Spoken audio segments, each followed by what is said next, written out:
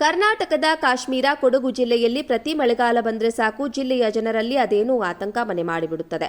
ಅದರಲ್ಲೂ ಇದೀಗ ಜಿಲ್ಲಾಡಳಿತ ನೀಡಿರೋ ಈ ಸ್ಥಳಗಳಲ್ಲಿ ಮತ್ತೆ ಪ್ರವಾಹ, ಭೂಕುಸಿತ ಉಂಟಾಗುವ ಆತಂಕ ಎದುರಾಗಿದೆ.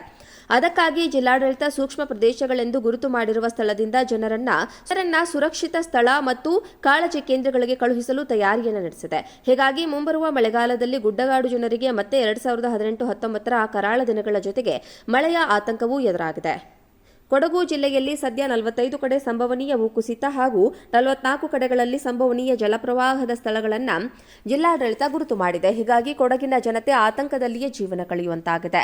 ಜಿಲ್ಲೆಯ 5 ತಾಲೂಕುಗಳ 10 ಹೋಬಳಿ 100 ಕಡೆಗಳಲ್ಲಿ ಜಲಕಂಟಕ ಎದುರಾಗುವ ಸೂಚನೆ ನೀಡಿದೆ. 2018-19 ಭೀಕರ ಜಲಪ್ರವಾಹ ಉಂಟಾಗಿ ಬೆಟ್ಟ ರಸ್ತೆಗಳು ಕುಸಿದು ಮನೆ ಮಠ ಆಸ್ತಿಪಾಸ್ತಿ ಕಳೆದುಕೊಂಡ ಜನ ನಿರಾಶ್ರಿತರ ಕೇಂದ್ರದಲ್ಲಿ ವಾಸ ಮಾಡಿದ್ರು. ಈ ಭೀತಿ ಜನರಲ್ಲಿ ಮಾಸುವ ಮುನ್ನವೇ ಜಿಲ್ಲಾಡಳಿತ ಮತ್ತೆ ಪ್ರಕೃತಿ ವಿಕೋಪದ ಮುನ್ಸೂಚನೆ ನೀಡಿದೆ. ಇದು ಜನರ ಆತಂಕಕ್ಕೆ ಕಾರಣವಾಗಿದೆ. ಕರ್ನಾಟಕದ ಕಾಶ್ಮೀರ ಕೊಡಗು ಜಿಲ್ಲೆಯಲ್ಲಿ ಪ್ರತಿ ಮಳೆಗಾಲ ಬಂದರೆ ಸಾಕು ಜಿಲ್ಲೆಯ ಜನರಲ್ಲಿ ಅದೇನೋ ಆತಂಕ ಮನೆ ಮಾಡಿಬಿಡುತ್ತದೆ. ಅದರಲ್ಲೂ ಇದೀಗ ಜಿಲ್ಲಾಡಳಿತ ನೀಡಿರೋ ಈ ಸ್ಥಳಗಳಲ್ಲಿ ಮತ್ತೆ ಪ್ರವಾಹ, ಭೂಕುಸಿತ ಉಂಟಾಗುವ ಆತಂಕ ಎದುರಾಗಿದೆ.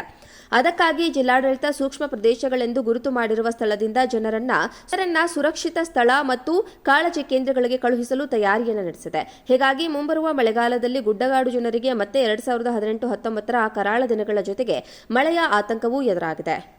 ಕೊಡಗು ಜಿಲ್ಲೆಯಲ್ಲಿ ಸದ್ಯ 45 ಕಡೆ ಸಂಭವನೀಯ ಭೂಕುಸಿತ ಹಾಗೂ 44 ಕಡೆಗಳಲ್ಲಿ ಸಂಭವನೀಯ ಜಲಪ್ರವಾಹದ ಸ್ಥಳಗಳನ್ನು ಜಿಲ್ಲಾಡಳಿತ ಗುರುತು ಮಾಡಿದೆ. ಹೀಗಾಗಿ ಕೊಡಗಿನ ಜನತೆ ಆತಂಕದಲ್ಲಿಯೇ ಜೀವನ ಕಳೆಯುವಂತಾಗಿದೆ.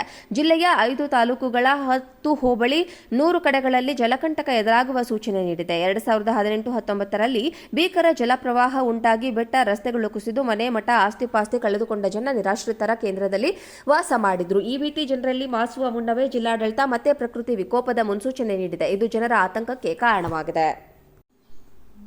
ಕರ್ನಾಟಕದ ಕಾಶ್ಮೀರ ಕೊಡಗು ಜಿಲ್ಲೆಯಲ್ಲಿ ಪ್ರತಿ ಮಳೆಗಾಲ ಬಂದರೆ ಸಾಕು ಜಿಲ್ಲೆಯ ಜನರಲ್ಲಿ ಅದೇನೋ ಆತಂಕ ಮನೆ ಮಾಡಿಬಿಡುತ್ತದೆ.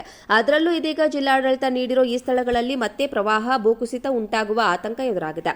ಅದಕ್ಕಾಗಿ ಜಿಲ್ಲಾಡಳಿತ ಸೂಕ್ಷ್ಮ ಪ್ರದೇಶಗಳೆಂದು ಗುರುತು ಮಾಡಿರುವ ಸ್ಥಳದಿಂದ ಜನರನ್ನ ಸುರಕ್ಷಿತ ಸ್ಥಳ ಮತ್ತು ಕಾಳಜಿ ಕೇಂದ್ರಗಳಿಗೆ ಕಳುಹಿಸಲು ತಯಾರಿಯನ್ನು ನಡೆಸಿದೆ. ಹೀಗಾಗಿ ಮುಂಬರುವ ಮಳೆಗಾಲದಲ್ಲಿ ಗುಡ್ಡಗಾಡು ಜನರಿಗೆ ಮತ್ತೆ 2018-19 ಕರಾಳ ದಿನಗಳ ಜೊತೆಗೆ ಮಳೆಯ ಆತಂಕವೂ ಎದುರಾಗಿದೆ.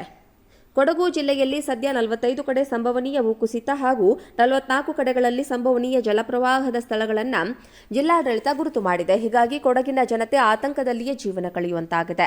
ಜಿಲ್ಲೆಯ 5 ತಾಲೂಕುಗಳ 10 ಹೋಬಳಿ 100 ಕಡೆಗಳಲ್ಲಿ ಜಲಕಂಟಕ ಎದುರಾಗುವ ಸೂಚನೆ ನೀಡಿದೆ. 2018-19 ಭೀಕರ ಜಲಪ್ರವಾಹ ಉಂಟಾಗಿ ಬೆಟ್ಟ ರಸ್ತೆಗಳು ಕುಸಿದು ಮನೆ ಮಠ ಆಸ್ತಿಪಾಸ್ತಿ ಕಳೆದುಕೊಂಡ ಜನ ನಿರಾಶ್ರಿತರ ಕೇಂದ್ರದಲ್ಲಿ ವಾಸ ಮಾಡಿದ್ರು. ಈ ಭೀತಿ ಜನರಲ್ಲಿ ಮಾಸುವ ಮುನ್ನವೇ ಜಿಲ್ಲಾಡಳಿತ ಮತ್ತೆ ಪ್ರಕೃತಿ ವಿಕೋಪದ ಮುನ್ಸೂಚನೆ ನೀಡಿದೆ. ಇದು ಜನರ ಆತಂಕಕ್ಕೆ ಕಾರಣವಾಗಿದೆ.